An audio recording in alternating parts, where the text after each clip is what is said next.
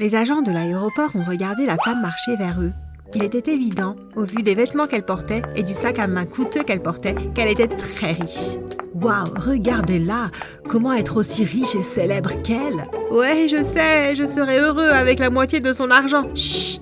La femme s'est approchée de la machine à rayon X. L'un des agents est allé la contrôler, tandis que l'autre fixait l'écran de l'ordinateur affichant le contenu de son sac à main. Qu'est-ce que c'est? L'officier s'est frotté les yeux. On aurait dit qu'une petite personne se trouvait à l'intérieur du sac. C'est ridicule, ça doit être une erreur de la machine. Ok, madame, vous pouvez y aller.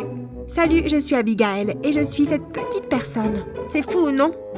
Si vous pensez que c'est fou, vous perdrez la tête en voyant ce qui se passe à la fin de cette histoire.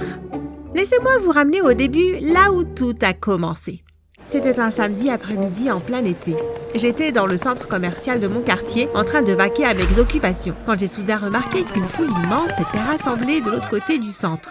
Je me demande ce qui se passe là-bas. Je me suis rapprochée de la foule pour voir ce qu'elle regardait. Oh mon Dieu, je n'y croyais pas. Oh mon Dieu, je n'y crois pas. Au milieu du centre commercial se tenait la plus belle femme que j'ai jamais vue. J'ai tout de suite su qui elle était. C'était Carrie Tulip, le célèbre mannequin. C'était le coup de foudre. À partir de ce moment, je suis devenue obsédée par Carrie. Je ne pouvais pas la sortir de mon esprit. J'ai passé tout mon temps à la googler, à regarder des vidéos d'elle. Si je voyais son visage sur la couverture d'un magazine, je devais l'acheter. Je vivais et respirais Carrie Tulip. C'est même arrivé au point où mes parents ont commencé à s'inquiéter pour moi. Abigail, ce n'est pas sain. Tu ne fais que de t'enfermer dans ta chambre en regardant ce modèle à la télévision ou en regardant des photos d'elle. Tu ne passes jamais de temps avec tes amis. Je vais bien, maman. Je n'ai pas besoin d'amis. J'ai Carrie. Mais c'est fou. Elle sera jamais là pour toi. Elle a sa propre vie et tu n'en feras jamais partie. Je me fichais de ce que disait ma mère. Je savais qu'un jour, Carrie voudrait de moi dans sa vie. J'en étais convaincue. Je pense que tu devrais parler à quelqu'un de l'obsession. J'ai pris un rendez-vous avec un thérapeute pour toi. Oh maman, je vais bien. Je n'ai pas besoin de thérapie. Je pense que si. S'il te plaît, va juste à une session. Pour moi. J'ai soupiré. Ok maman, pour toi. J'ai fait ce que maman m'a demandé et je suis allée parler au thérapeute. Il a essayé de me persuader d'arrêter de passer mon temps à suivre Carrie sur les médias sociaux. Tu ne crois pas que tu pourrais essayer de sortir et de voir tes vrais amis au lieu de faire une fixation sur ce mannequin que tu ne rencontreras jamais? Je voulais dire non, mais je savais que si je le faisais, ma mère m'obligerait à suivre une autre thérapie. Alors j'ai fait semblant d'être d'accord avec lui. Je suppose que vous avez raison, je devrais vraiment me concentrer sur ma propre vie. Je vais sortir et voir mes amis un peu plus. Bonne fille, c'est pour le mieux, tu verras. Mais je n'ai pas fait ce qu'il m'a demandé. En fait, je suis devenue encore plus obsédée par Carrie. J'ai commencé à suivre son manager sur les médias sociaux afin de savoir où elle apparaîtrait ensuite. Et c'est ainsi que j'ai appris qu'elle venait à un défilé de mode dans ma ville. Je dois obtenir un billet pour ce spectacle. Il n'y a pas moyen que je rate cette opportunité. Mais quand j'ai vu le prix des billets, mon cœur s'est effondré. Il n'y a pas moyen que je puisse me permettre ça. Je n'ai pas d'argent. Je ne m'étais jamais sentie aussi triste de toute ma vie. Ce n'est pas juste. Je dois trouver de l'argent quelque part. J'ai honte de vous l'avouer, mais pour ma défense, j'étais désespérée. J'avais besoin d'argent et j'en avais besoin rapidement. J'ai donc eu recours au seul moyen auquel j'ai pensé pour obtenir l'argent. Je volais mes amis à l'école et j'intimidais les enfants pour qu'ils me donnent leur argent. Et toi? Viens ici. Le petit garçon m'a regardé nerveusement. Je suis sérieuse. Viens ici maintenant. Oui. Donne-moi tout ton argent. Ses yeux se sont remplis de larmes alors qu'il me remettait son argent. Allez, disparais de ma vue. Je l'ai regardé partir en courant, des larmes coulant sur ses joues.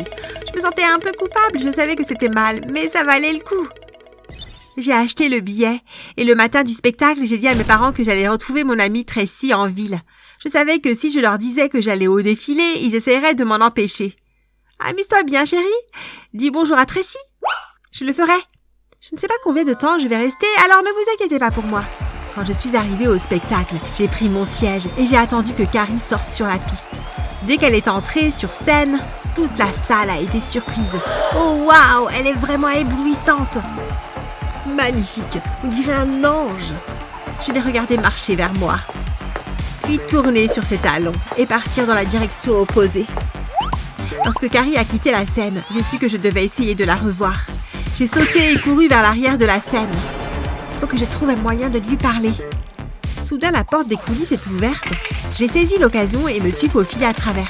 Il y avait beaucoup de gens qui couraient dans tous les sens, portant des robes pour que les modèles puissent se changer et criant à tout le monde de se dépêcher. Puis je l'ai vue. Elle se tenait seule de l'autre côté de la pièce. J'ai marché derrière elle. « Salut, Carrie !» Elle s'est retournée et son visage était en état de choc. Je l'ai manifestement fait sursauter.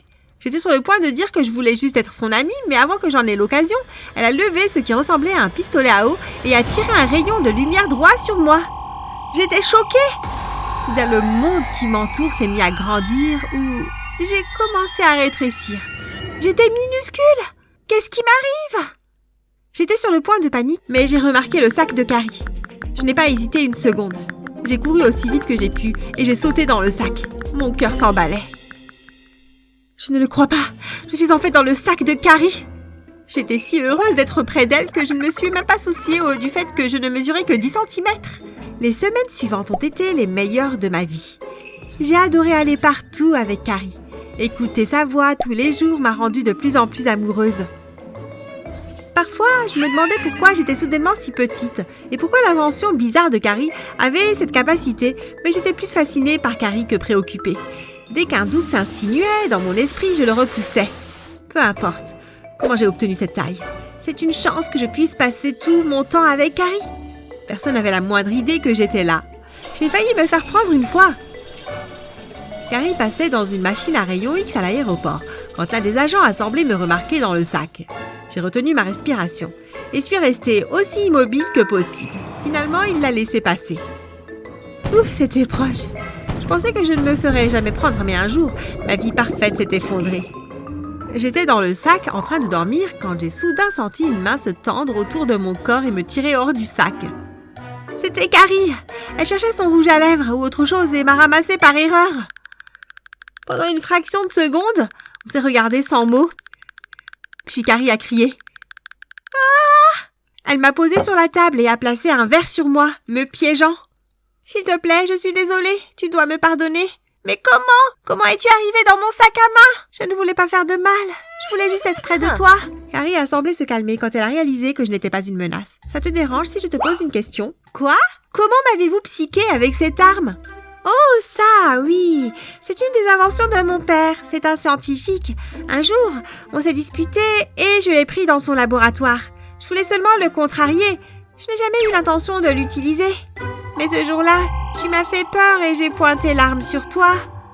C'est bon, je comprends. Je suppose que c'était un peu un choc de me voir debout là. Ne t'inquiète pas, je vais m'assurer que tu retrouves ta taille normale. » L'idée de ne plus pouvoir voyager dans le sac de Carrie m'a rendue triste.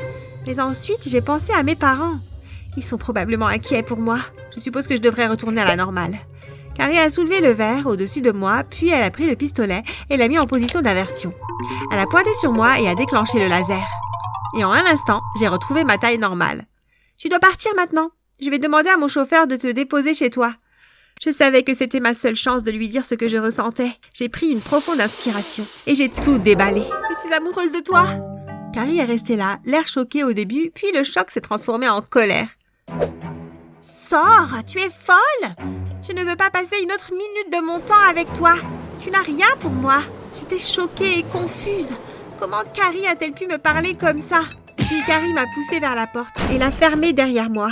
Je suis restée là, à fixer la porte en bois. J'étais tellement choquée. Mais ensuite, j'ai commencé à réaliser. Peut-être que mon amour pour Carrie n'est qu'imaginaire. Je pense que j'ai peut-être été amoureuse de l'image de Carrie, pas de la vraie Carrie.